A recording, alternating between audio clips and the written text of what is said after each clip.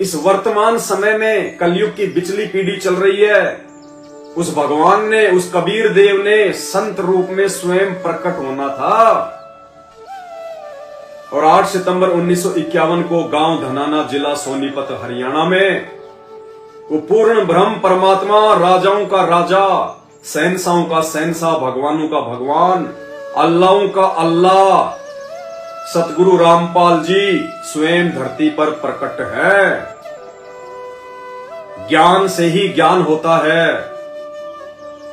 जब तक आप किसी के विचार नहीं सुनोगे, आप किसी को नहीं समझ पाओगे। ये उस परमेश्वर के द्वारा इंसान को बख्शीश सद्बुद्धि का नतीजा है कि आज इंसान इन चीजों को बना पाया। अन्यथा 3 युग बीत गए, द्वापर, त्रेता, सतयुग। पशुओं का चारा काटने की मशीन तक इंसान नहीं बना पाया। 2-2 घंटे हाथ में लेके गंडाशा लगे रहते थे पशुओं के लिए चारा काटने के लिए। 3 युग बीत गए, ये इंसान आटा पीसने की एक चक्की नहीं बना पाया। हमारी माता बहनें सुबह 4 बजे उठकर लग जाती थी आटा पीसने, पसीने में पसीना हो जाती थी, 2 घंटे लगते थे। तुम्हें क्या लगता है आज इंसान ने बना लिया ये सब कुछ है? इंसान की औकात नहीं है। हम वो इंसान है जो त्रेता में थे, द्वापर में थे, हम सतयुग में थे। आज के इंसान के कोई डबल माइंड नहीं है। ये डबल माइंडेड ज्ञान गॉड गिवन है। ये उस परमपिता परमेश्वर जी ने दिया है इंसान को। क्यों? ताकि हम लोग भक्ति सही तरीके से कर सकें। इस भक्ति युग में भक्ति के बीच में कोई बाधा उत्पन्न ना हो, इसलिए मोबाइल दिए हमें सत्संग सुनने के लिए। इनके अंदर मेमोरी कार्ड डाल के हम लोग कई घंटे के सत्संग सुन सकें। ये टीवी, एलसीडी इसलिए दी ताकि हम सत्संग करने वाले उस परम संत के मुख कमल से उनके दर्शन करते हुए सत्संग सुन सकें।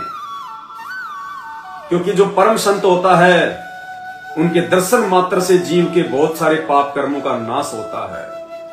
कहते साधु दर्शन राम का, मुख पर बसे सुहाग, और दर्शन उन्हीं को ओत हैं जिनके पूर्ण भाग।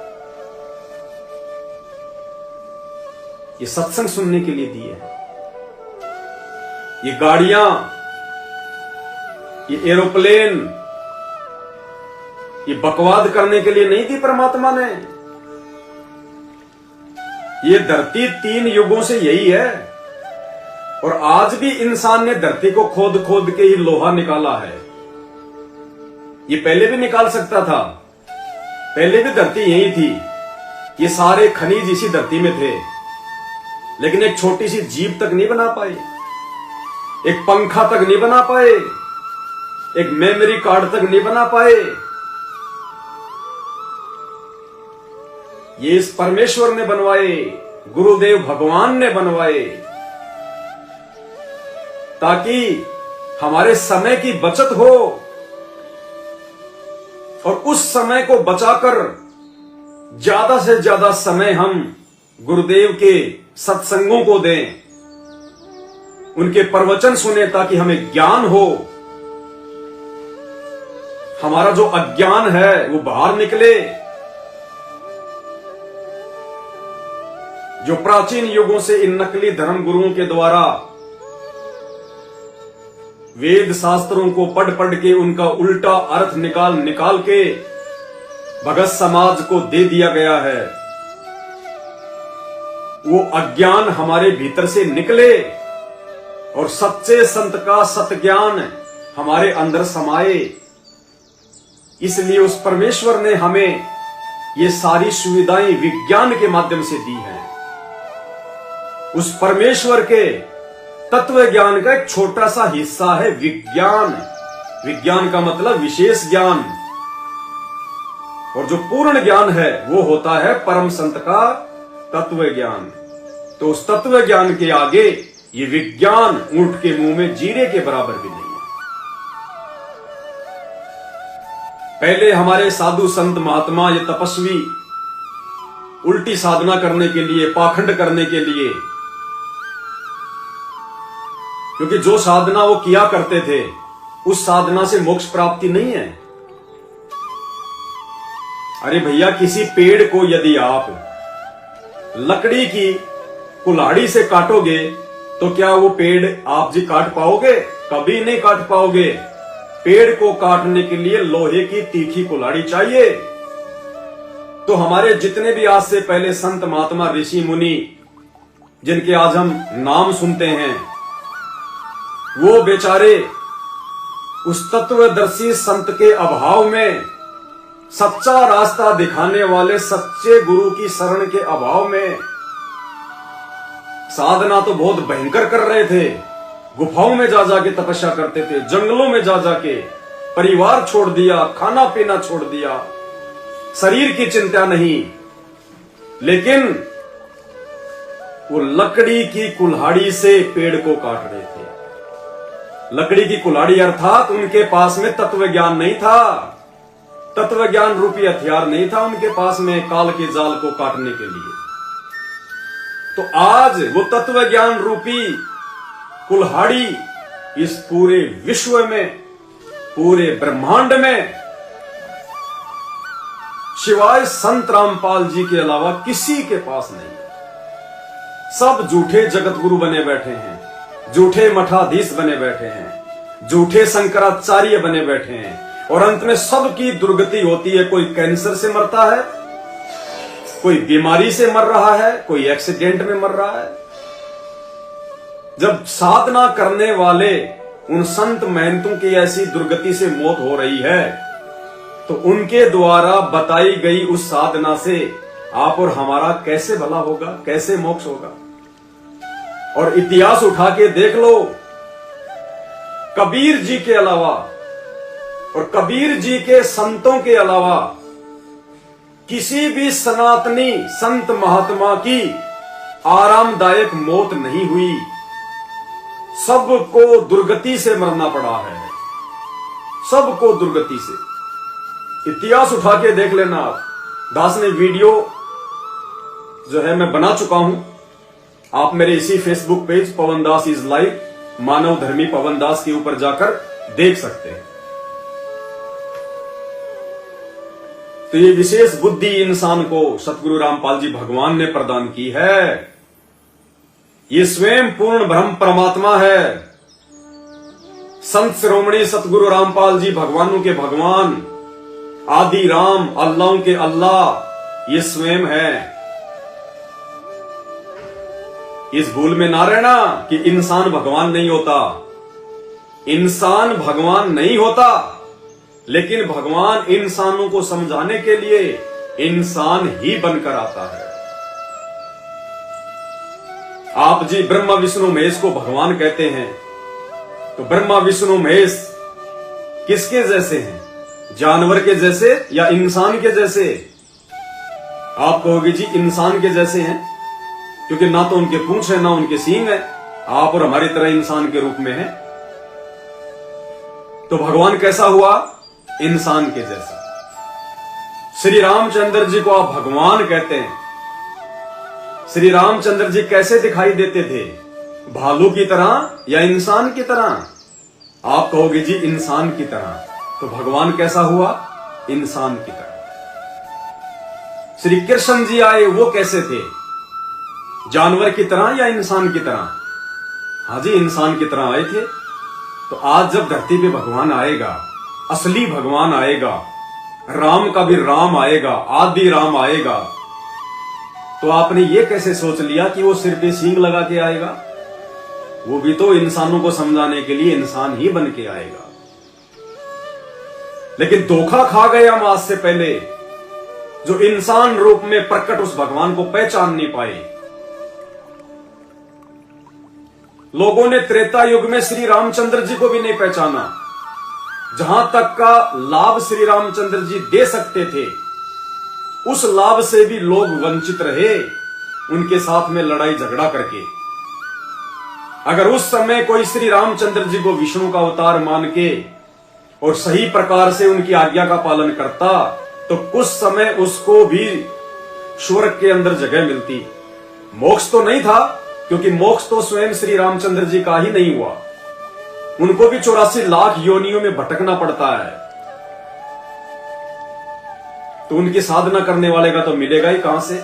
और घट रामायण में पेज नंबर 231 पे तो स्पष्ट लिखा है कि जो व्यक्ति मन लगाकर राम राम राम राम जाप करते हैं उनका तो जन्म निरर्थक होता है, व्यर्थ होता है, 84 लाख योनियों में जाते हैं। तो कहने का मतलब है आज हम धोखा नहीं खाएंगे, क्योंकि आज हमें उस भगवान ने इंसान रूप में धरती पर प्रकट होकर तत्वदर्शी संत की भूमिका करते हुए हमें ये सच्चा ज्ञान दे दिया, अपनी पहचान करवा दी। पिछले युगों में हमसे जो गलतियां हुई हैं उन गलतियों की हमें सजा मिल चुकी है और हमें जानकारी मिल गई है। इसलिए आज हम उस पूर्ण ब्रह्म परमेश्वर सतगुरु रामपाल जी को पहचानने में और पहचान कर उनके बताए अनुसार सत्य साधना करने में जरा भी चूक नहीं करेंगे। काल पहले भी था, काल आज भी है। काल ने पहले भी लोगों को मूर्ख बनाया और काल आज भी मूर्ख बनाएगा, जबकि आज तो ज्यादा मूर्ख बनाएगा, क्योंकि आज तो उस काल के जाल से आत्माओं को निकालने के लिए स्वयं उस काल का बाप पूर्ण ब्रह्म कबीर देव, जिनका वैदिक नाम है, और वर्तमान में वो कबीर देव कबीर साहब 8 सितंबर 1951 से संत रूप में धरती पर प्रकट हैं, संत रामपाल जी के नाम से। तो आज भी वो काल आत्माओं को भ्रमित करेगा, उनकी मर्यादा तुड़वाएगा, उन्हें गुरु वचन से दूर हटाएगा। और वर्तमान में वो काल, ये सारा का सारा षड्यंत्र परमेश्वर रामपाल जी भगवान के कलयुगी परिवार के माध्यम से करवा रहा है। उनके जेल जाने के बाद उनके परिवार के माध्यम से मनमाना आचरण करवा रहा है, पाखंड करवा रहा है, धर्म में राजनीति का समावेश करवा रहा है, आश्रमों को धार्मिक धंधा बनवा रहा है। भाई हम पहले वाली गलती नहीं करेंगे, क्योंकि हमें परमेश्वर ने 27 वर्ष तक ये ज्ञान इसीलिए दिया है कि हम पहले वाली गलतियों से शिक्षा लें और वर्तमान में कोई गलती ना कर बैठे। क्योंकि काल हमेशा उस परम संत के आसपास ही अपने दूतों को प्रकट करता है, उनको भेजता है भक्ति में गंदगी फैलाने के लिए। 650 साल पहले जब यही कबीर परमात्मा, जो आज संत रामपाल जी के रूप में आए हुए हैं, जब ये अपने वैदिक नाम से आए थे, कबीर दास नाम से, कबीर देव नाम से, उस समय उस काल ने ब्रह्मा विष्णु महेश के पिताजी ने, जिसको प्रतिदिन 1 लाख सूक्ष्म मानव शरीर खाने का श्राप लगा हुआ है, जिस कारण से उसने अपने तीनों पुत्रों ब्रह्मा विष्णु महेश की ड्यूटी लगा रखी है।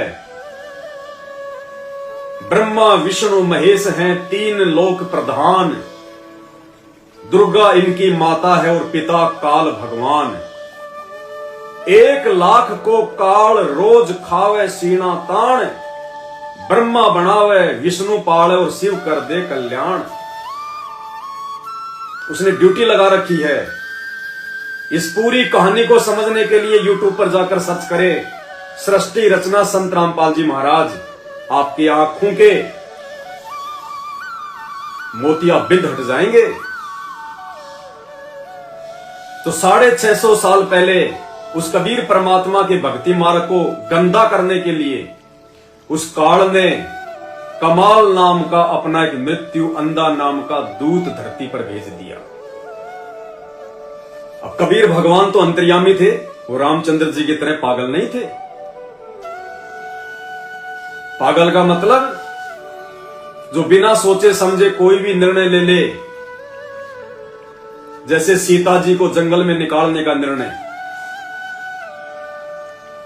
उनको पता था कि ये जो कमाल नाम का जो लड़का है, जिसको मैं मुर्दे से जिंदा करने जा रहा हूं, ये आगे चलकर गुरुद्रोही बनेगा, मेरे भक्ति मार्ग में रोड़ा अटकाएगा, मेरी आत्मा को काल के जाल में फंसाएगा। लेकिन परमेश्वर परमेश्वर होता है। काल ने तो षड्यंत्र के तहत उस कमाल को भेजा, लेकिन परमेश्वर ने एक तीर से दो शिकार किए। कैसे? जिस समय उन्होंने कमाल को मुर्दे से जिंदा किया, उसको मुर्दे से जिंदा करके शेख तकी के सामने, दिल्ली के बादशाह सिकंदर लोदी के सामने, लाखों लोगों की भीड़ के सामने उस कमाल नाम के मुर्दे को जिंदा करके लाखों लोगों को अपना शिष्य बना लिया, उस चमत्कार को दिखाकर। एक काम तो यह सिद्ध हो गया, और दूसरा, गुरुद्रोही की पहचान क्या होती है, गुरुद्रोही के लक्षण क्या होते हैं, वो हमें परमात्मा ने समझा दिया। तीसरा, वर्तमान कलयुग की बिचली पीढ़ी में हम धोखा ना खा जाएं, उसके लिए परमात्मा ने उस कमाल नाम के लड़के को जीवित करके एक उदाहरण पेश कर दिया कि ये काल हमेशा अपने दूतों को, जब जब वो कबीर परमात्मा संत रूप में धरती पे प्रकट होता है, उनके परिवार के रूप में, रिश्तेदारों के रूप में, उनके आसपास ही भेजता है। तो आज उस काल के षड्यंत्रकारी एजेंट,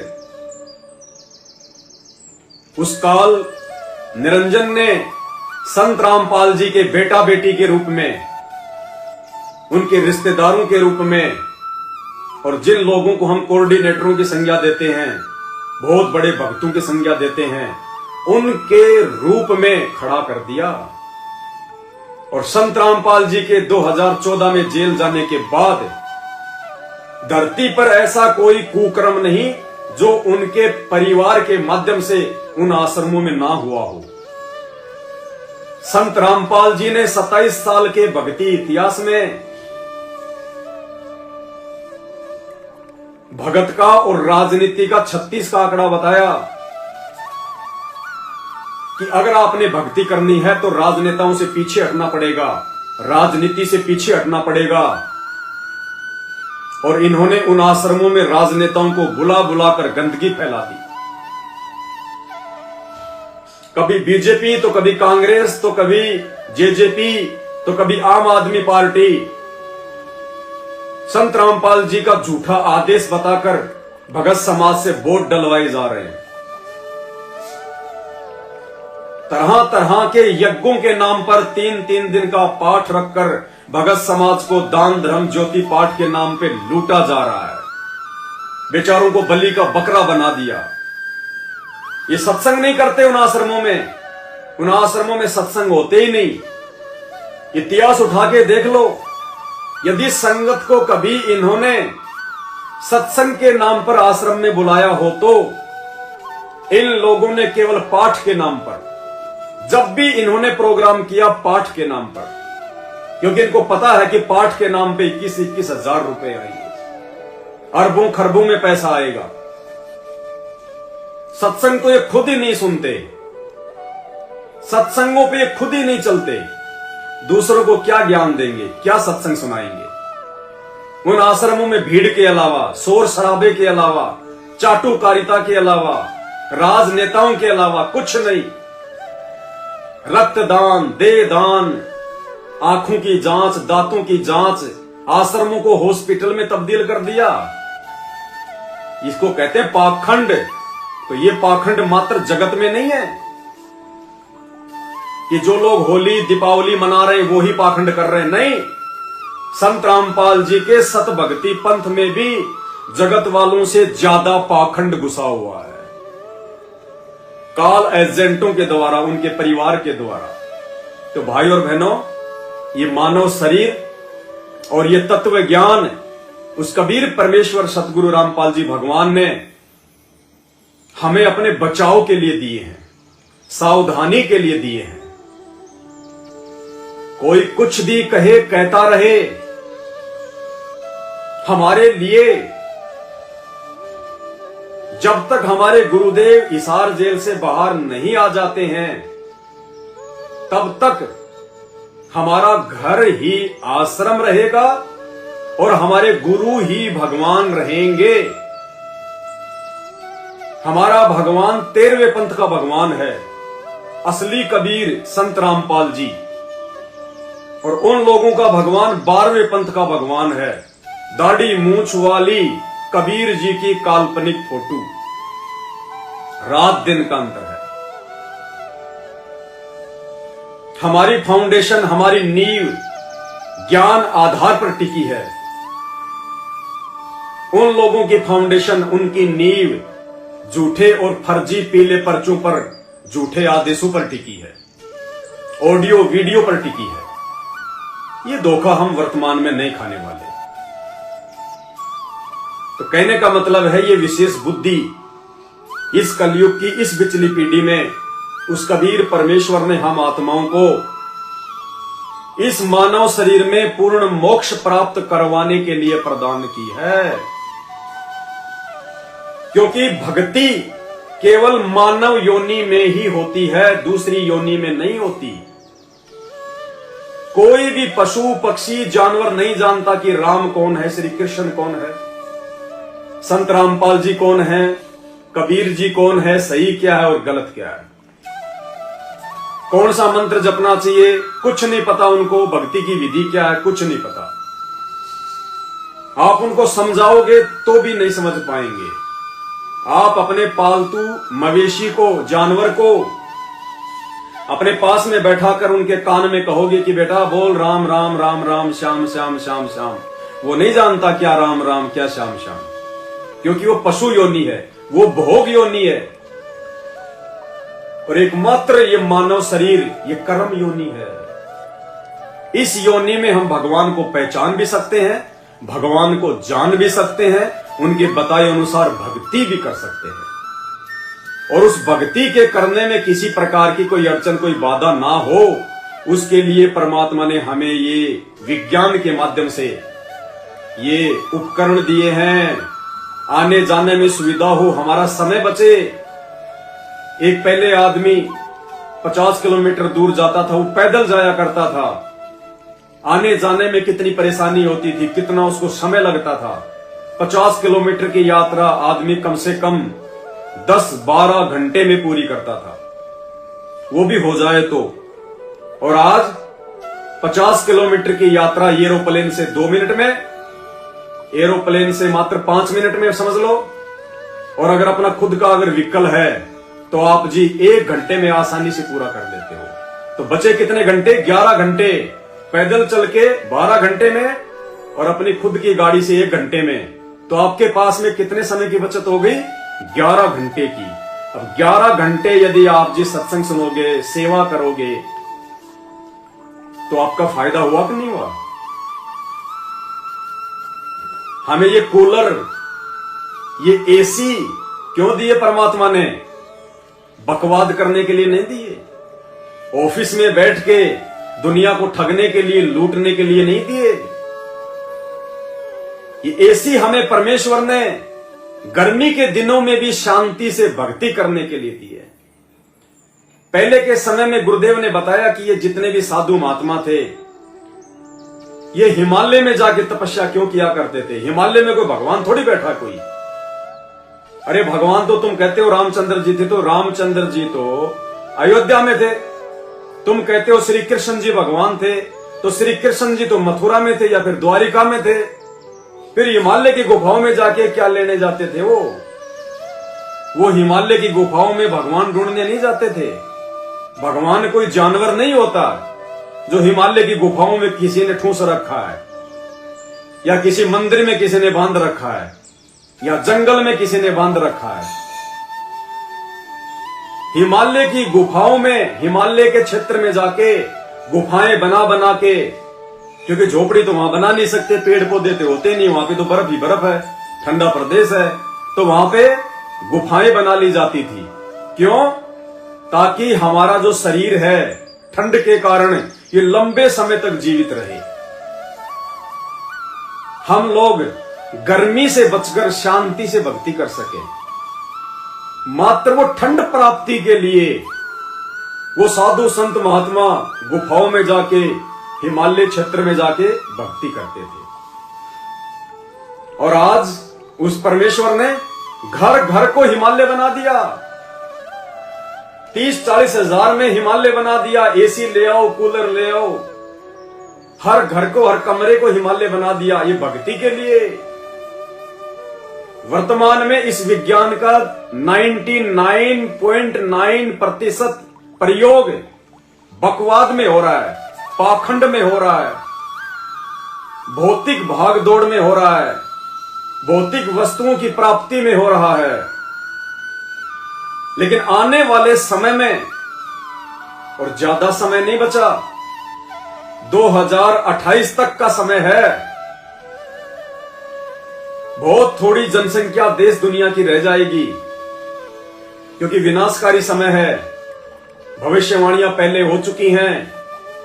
देश दुनिया की वर्तमान स्थिति से आप जी भली भांति परिचित हैं कि कैसे आज दुनिया ये परमाणु बम बना के, हाइड्रोजन बम बना के, जहाज बना के, बेड़े बना के, जंगी जहाज बना के, मिसाइलें बना के, गन्स बना के, दुनिया भर के जहरीले केमिकल बना के, कैसे आज पूरी दुनिया बारूद के ढेर पे बैठी है। और 2 जगह चिंगारी लग चुकी है, रसिया यूक्रेन, इजराइल हमास। और इन 4 वर्षों में यह चिंगारी पूरे विश्व में फैलेगी। कई देशों का तो नामो निशान मिट जाएगा नक्शे से। भविष्य मालिका के अनुसार पूरे विश्व की जनसंख्या मात्र 30 करोड़ रहेगी, 30 करोड़ या फिर 60 करोड़, कुछ ऐसे ही बताई जाती है। बचा सकता है भगवान, कोई बड़ी बात नहीं। परमात्मा धरती पे प्रकट है संत रामपाल जी के रूप में। वो साहेब धरती पे प्रकट है, और परमात्मा उसे कहते हैं जो पल में कुछ कर दे, कुछ भी कर दे, होनी को अनहोनी और अनहोनी को होनी, संभव को असंभव, असंभव को संभव, मुमकिन को नामुमकिन और नामुमकिन को मुमकिन। उसे कहते हैं आदि राम, पूर्ण ब्रह्म परमात्मा। और वो अल्लाहों का अल्लाह, परमात्माओं का परमात्मा आज धरती पर संत रामपाल जी के रूप में विद्यमान है। वो कुछ भी कर सकता है यदि दुनिया चाहे तो। और दुनिया कब चाहेगी? जब दुनिया उनका ज्ञान सुनेगी, उनके सत्संग सुनेगी, उसके बाद ही दुनिया इन बुराइयों से दूर हो सकती है। उनसे दीक्षा लेकर उनके वचन में चलने से वो परमात्मा इस महाविनाश को भी रोक सकते हैं। वो विधि के विधान को रोक सकते हैं। वो प्राकृतिक आपदाओं को रोक सकते हैं, क्योंकि वो समर्थ है। उससे बढ़कर दूसरा शक्तिशाली जहान में कोई नहीं, यदि दुनिया चाहे तो। क्योंकि कहते हैं साहिब से सब होत है, बंदे से कुछ नहीं। साहिब यानी भगवान, और बंदा यानी इंसान। राजा भी इंसान है, मंत्री भी इंसान है, भिखारी भी इंसान है, देवता भी इंसान है। आप और हम तो हैं ही इंसान। क्योंकि साहिब पूरी कायनात में केवल एक ही है। मुसलमान जिसको अल्लाह कह देते हैं, हिंदू जिसे भगवान कहते हैं, ईसाई जिसे मसीह कहते हैं, वो एक ही है। और वो साहिब आज संत रामपाल जी के रूप में धरती पे प्रकट है। तो कहते हैं वो साहिब से सब होत है और बंदे से कुछ नहीं। वो राई से पर्वत कर दे, फिर पर्वत से राई। इतनी समर्थ शक्ति, और उनकी लीला कितनी गजब की। आज कौन कह दे कि वो भगवान, वो परम शक्ति, वो साहब संत रामपाल जी हो सकते हैं? जो देशद्रोह के झूठे मुकदमे में, मर्डर के झूठे मुकदमे में हिसार जेल में बैठे हैं। लोग हंसी उड़ाएंगे, मजाक उड़ाएंगे कि वो जेल में बैठने वाला भगवान कैसे हो गया। अरे तो फिर द्वापर युग में जेल में जन्म लेके पैदा होने वाला श्री कृष्ण भगवान कैसे हो गया? त्रेता युग में 14 साल की जंगल में जेल काटने वाला, जिसको हम लोग वनवास कहते हैं, वो कैसे भगवान हो गया? 12 साल सीता जी रावण की जेल में रही, वो कैसे माता हो गई? 33 करोड़ देवी देवताओं को हराकर, ठोक पींद कर रावण ने अपनी जेल में ठूंस रखा था। शनि देव को तो जब रावण आसन पे बैठता था अपने पैरों के नीचे रखता था, मोदा पड़ के पड़ा रहता था, ओंदा शनि देव, जिससे आज पूरा हिंदुस्तान कांपता है। उस शनि देव को रावण अपने पैरों के नीचे चौकी बना के रखता था। तो भाई वो देवी देवता कैसे भगवान हो गए? रावण की जेल काटने वाले। इतिहास गवाह है। भगवान जब लीला करता है तो ऐसी करता है। और राम और श्री कृष्ण जी का तो इतिहास बन चुका है। वो कहां तक के भगवान थे, कितनी उनके पास ताकत थी, कितनी उनके पास समर्थता थी, और कितनी उनके अंदर बुद्धि थी, कॉमन सेंस थी, उनके तो इतिहास बन चुके हैं। संत रामपाल जी का तो खेल अभी जारी है, इतिहास बनना बाकी है। और ये संत रामपाल जी वो इतिहास बना के जाएंगे जो इतिहास आज से पहले 4 युगों में ना किसी देव ने बनाया, ना किसी महादेव ने बनाया, और ना ही संत रामपाल जी ने आज से पहले कबीर रूप में आके बनाया, ना मुनिंदर ऋषि के रूप में आके बनाया, ना करुणामय ऋषि के रूप में आके बनाया, और ना ही सतयुग में सतसुकृत ऋषि के रूप में आके बनाया।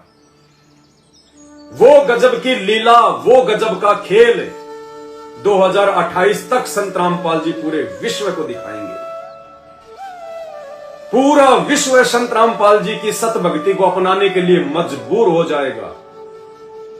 नथिंग एनी ऑप्शन, किसी भी व्यक्ति के पास दूसरा कोई ऑप्शन होगा ही नहीं अपनी जीवन रक्षा का। ना धन काम आएगा, ना वो पद काम आएगा, ना रिश्तेदार काम आएंगे, ना ये 33 करोड़ देवी देवता काम आएंगे, ना राजनीति काम आएगी, ना आपके वो नकली साधु संत महात्मा काम आएंगे। उस विनाशकारी समय में अपने और अपने परिवार की रक्षा का एकमात्र समाधान यदि कोई होगा तो संत रामपाल जी की शरण मजबूरन घुटने टेकने पड़ेंगे। बड़े बड़े देशों के राजा, प्रधानमंत्री, राष्ट्रपति संत रामपाल जी के चरणों में घुटने टेककर नाक रगड़ने के लिए विवश हो जाएंगे। यदि उनको अपना देश बचाना होगा तो, दुनिया बचानी होगी तो